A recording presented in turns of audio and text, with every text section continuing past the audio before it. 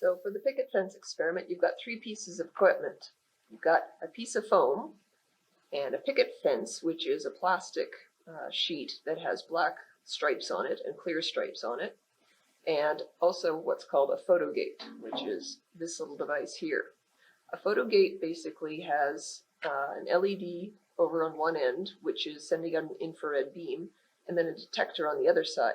So that means that the computer can sense when the beam is blocked. So what we're going to do is, first of all, you take the foam and put it on the ground so that when you drop the picket fence onto it, it doesn't shatter. And we're going to start our program called freefall, which I'll show you in a moment. And we put the photo gate sideways on the table like so, and then we will start the program, drop the picket fence through the photo gate, and because there's black and white stripes, we're alternating blocking the beam and not blocking it. The computer's going to be able to figure out what the velocity versus time graph should look like, and from the slope of that we should be able to get the acceleration due to gravity.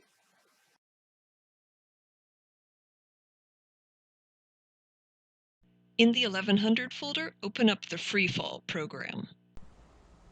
Once you've got your experiment set up, you're going to drop your picket fence through the photo gate, and I'm going to show you now what that looks like on the graph. So to begin with, you would click Start, and then very quickly drop your picket fence through the photo gate. So I'm going to do that right now. You may need to click Stop to get the data to stop taking, and we want the fit for this. So my data looks a little weird, so I'll go and turn off linear fit and then turn it back on again, and now it gives me a slope for this line. And of course for free fall, the acceleration, this is a velocity time graph, the acceleration should be equal to gravity. So you should look at these values and decide whether that number agrees with the acceleration due to gravity near the surface of the Earth within uncertainty. So for the first time this semester, you're going to have to write a conclusion. Most of the experiments we do this semester will have a conclusion that you need to write. Near the beginning of the semester, they give you this bullet list of things that go into the conclusion. So I'm going to go through this very quickly right now just to give you a good idea of what each of these things is. It's question 4 in your lab manual if you want to follow along. The first thing they ask for is they tell you, state the objective, what were you trying to measure, and what is the hypothesis for this experiment. So the objective is just what it says. What were you trying to measure? So for example, for the free fall experiment, we were trying to measure the acceleration due to gravity. So you would just say that in a full sentence. What is the hypothesis for this experiment? Hypothesis is usually just going to be some variation on we expect our measured value to agree with the predicted value within uncertainty. So for most experiments, that's what you'll write when you say what the hypothesis is. It would just be something like, we expect our measured acceleration due to gravity to agree with the known value within uncertainty. The second thing that goes in the conclusion is they say state your values. State your measured value and your predicted value, and include their uncertainties and also their units. So again, in a full sentence, you just write it out. The third thing you put in your conclusion is they say state the percent difference between these values. Now that's a calculation you've already done at this point. When you get to your conclusion, you have this number. So again, you just write it down in a full sentence. My percent difference between these two values was, and you give your value. The next thing you need to do is you need to state whether your values agree with an uncertainty. So this is sometimes a little confusing. You've got a percent difference that you just calculated. That is the difference between these two numbers. It's a way to gauge how far apart they are from each other. The uncertainties, which you also have, are a measure of how big a difference you're allowed to have and still say that your values agreed well. So the way in which you compare two values is you look at your percent difference that you calculated, and you look at the sum of the uncertainties for the two numbers. So you add those together, so we get a total of 3%. We don't want our percent difference to be any bigger than that, because if the percent difference between these two numbers is larger than 3%, that means our values do not agree with an uncertainty. So you look at your percent difference and you decide whether it's less than the combined uncertainty of these two numbers. If it's less than the sum of these two, then you say my values agreed with an uncertainty. And if it's not, you say my values did not agree with an uncertainty. And it's a good idea to write down your logic. Just to say because this number is less than the sum of these two numbers. The next thing you talk about is whether the theory is supported by your data. So basically, if your percent difference is less than the sum of the uncertainties, if your values agree with an uncertainty that is, then you can say that yes, the theory was supported by the data that you measured. The last thing you do is you have to identify what's called the largest source of uncertainty. So there's an acronym that they use, LSOU. And the largest source of uncertainty, it depends on whether your values agreed or disagreed with an uncertainty, what that is. So there's this acronym VAWU, V-A-W-U, that just means values agree with an uncertainty. So if your values agreed with an uncertainty, then your largest source of uncertainty is something you took into account, something you already knew about. So you would go back to your data table and you look at the percent uncertainties on all your raw data. Whichever one is biggest, that would be your largest source of uncertainty, but only in cases where your two values agreed with an uncertainty. If your values did not agree with an uncertainty, then the largest source of uncertainty has to be something you didn't take into account. So it might be friction or air resistance, or maybe there was something weird about your equipment. But if your values don't agree with an uncertainty, then you have to suggest your largest source of uncertainty was something other than the uncertainties you took into account on your raw data. So if the values agree with an uncertainty, your largest source of uncertainty is one of your percent uncertainties on the raw data. And if your values did not agree with an uncertainty, then the largest source of uncertainty has to be something else, like friction or some exterior force that affected the experiment. So now you're ready to look at the 3 simulations for this experiment. So as usual, you go over to the 1100 folder on your desktop, and you double-click that, and this week you go into the Lab 3 folder. And you'll find 3 simulations there. You're going to play all 3 of those. So I'll click on the first one to open it up. What this is basically is I can come over here and click Run, and it's basically going to throw me a little movie. You'll see 2 balls, and what will happen is one of them will drop straight down, one will be fired exactly horizontally, and you'll be able to watch them fall under the effects of gravity. So I'll click Run, and I'll click Stop as soon as it bounces, because we don't actually care about what happens after the bounce. If for any reason you decide you don't like the way this looks on the screen, you can redo it. So what you do is you click Reset, and the balls come back up here, but there's a slightly glitchy thing to the program where it doesn't erase all of this junk. So to clear the screen, what you do is you click Control H. So Control H clears the screen, and then you can run it again. So I'll click Run, and again, I'll stop it when it bounces, because we don't care what happens after the bounce. Now in your manual it says to sketch a stop action picture of these 2 balls. So basically to sketch what you see on the screen. There's a faster way to do this. If you look at the top of your keyboard, there is a button that says Print Screen. So if you press that down, it saves a copy of whatever is on the screen right now. And you can open up Word and then paste that in. So I can just click Paste, and it puts that image into Word. So then you can print out 3 copies for you and your partners, and that's a lot faster than sketching it by hand. Once you've printed this out and pasted it into your book, they've got a few questions about how would you describe the horizontal velocity or the vertical velocity of the 2 balls. So you answer those questions, and then you're ready to move on to the next simulation.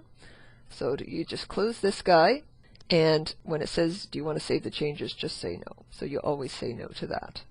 So we open up the second simulation, and what this little movie is going to be is that they've got a ball down here. It's going to be fired into the air at an angle, and it'll drop back down. So again, click Run to run the simulation, and stop it once it bounces, because we don't care about that. And there's another slightly glitchy thing in that the program didn't draw the ball's first position here. So if I click Reset, it redraws it, and it forgets to clear all the rest of this stuff, so that actually gives me a nicer looking picture. So once I've got the picture looking the way I want it to, again, click Print Screen, open up Word, paste it in, and then print off as many copies as you need. Then they ask you some more questions about this. So what happens to the velocity of the ball as it rises, and what's true at the top of its trajectory. They also ask you to draw 2 to 3 conclusions relating to the velocity and/or the displacement and/or the time at the end of the trajectory. So basically this place just before it lands. So these are questions that you can answer based on the theory that you've learned in class. So you're basically looking at the symmetry of the situation. For example, what could you say about the time it took to travel to here compared to the time it took to travel to the midpoint? Or what can you say about the vertical or horizontal displacements of the ball at this point compared to its displacement at the beginning? Likewise, what could you say about the horizontal and vertical velocity of the ball at this point, comparing it to what it had at the beginning? Then you can go on to the third simulation. Again, don't save the changes. Open this guy up, and it's going to be very similar, except that the ball will be fired in the air, and then it's going to come down lower than it started, so lower than the launch height. So again, I'll run this, and when it bounces, I'll stop it. And again, it won't draw the first one, so I'm going to click Reset just to give myself a nicer picture. And just again as a reminder, if you want to clear the screen for any reason, it would be Control H, and then you could run the simulation a second time.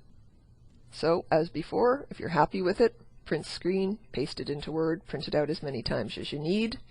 And then they ask you some questions about this one as well. So they say, where on the trajectory is the speed of the ball equal to the launch speed, greater than the launch speed, or less than the launch speed? You do not need these numbers to answer those questions. You should be able to do it based on the theory that you've learned in class. So again, no numbers needed, no calculations needed, just answer based on the theory. In this part of the experiment, you're going to actually use a Hot Wheels car as a projectile, and we're going to fire it through the air and see how far it goes. So on your table, you've got a brick and also a section of Hot Wheels track, and you take the track onto the brick and also onto the edge of the table to make a nice ramp. And then the Hot Wheels car will just slide down this ramp, like so. Now, we're going to measure, the point of the experiment is to measure horizontally how far it goes. That's called the range. We're also going to calculate that value. So in your lab manual, on page 48, there's a table, and there's 4 things that they tell you to measure. The length of the car, so that means just the length of this guy from end to end. The height of the table, which you can measure with the meter stick you've been given. And the photo gate time. What's that? Well, here at the end of the track, we've positioned another photo gate. This is oriented in such a way that when the car goes through it, it blocks the photo gate. Now remember that a photo gate is just an infrared beam and a detector, so that allows a computer, or in our case, a little measuring device, to measure how long it was blocked for. So we're going to measure how long the car blocks the photo gate beam for. The timer that we're using should be on gate mode and on read mode, which means that the little lights should be on. If you need to reset the value at any time, you hit the red reset button, and it should zero everything for you. And you can test this. What should happen is if you wave your finger through the photo gate, a number should come up on the screen. If you wave it through a second time, nothing should change. So it just stores the one value. And again, if you want to zero it, just hit reset.